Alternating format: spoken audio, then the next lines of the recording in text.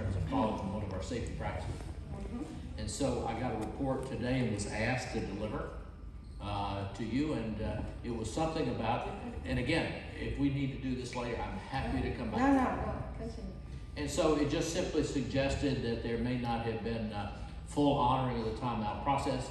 But again, Heather, I know there are always two sides to every single story. And all I wanted to do is come and share with you this observation and make you aware of it. Jerry, this is silly. I got a lot to do today. You're telling me someone reported us not doing a timeout. You see my outcomes. We're doing fine. Heather, you have great outcomes, and one of the reasons that we want to focus on these issues is so those great outcomes can continue. And you know that we encourage staff that whenever they see anything that they feel is just not consistent with what we aspire to, that's shared, and so I'm here just sharing. And Heather, I trust you. I trust you to reflect on this particular event, and if you're in a similar circumstance in the future, perhaps to choose a different approach. If there's nothing there, there's nothing there. But I do want to let you know how I value you and your contribution to this team.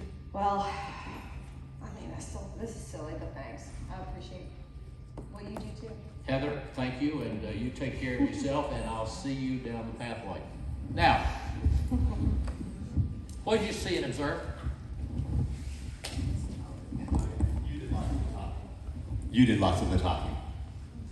I did lots of the talking for the purpose to reflect and also understand this is a priority. You also focused on shared vision or values, excuse me, so assuming that you both shared them, but went back to that. So the whole issue of having an initiative, I want to be sure that we have this shared set of values, that we agree this is something we're going to act on. Another quick comment. Professionals are particularly bad at this. What are we? How many of us see ourselves as diagnosticians? Raise your hand.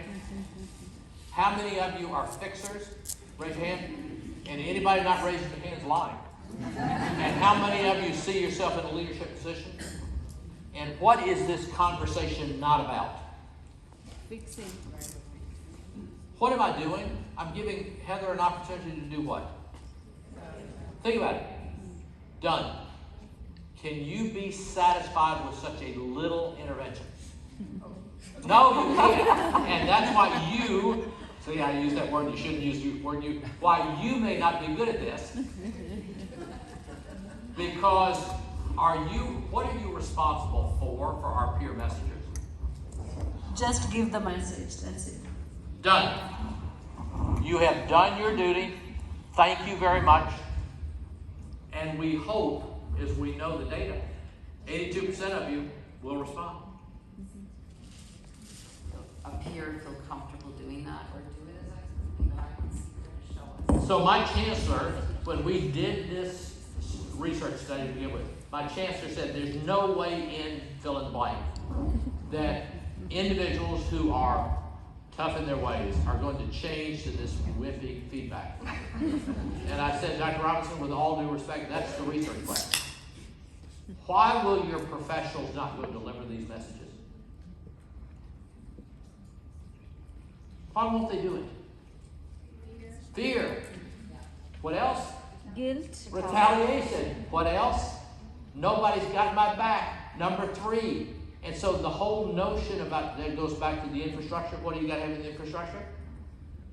So we will not work with organizations where the senior chief won't say, I got messengers back.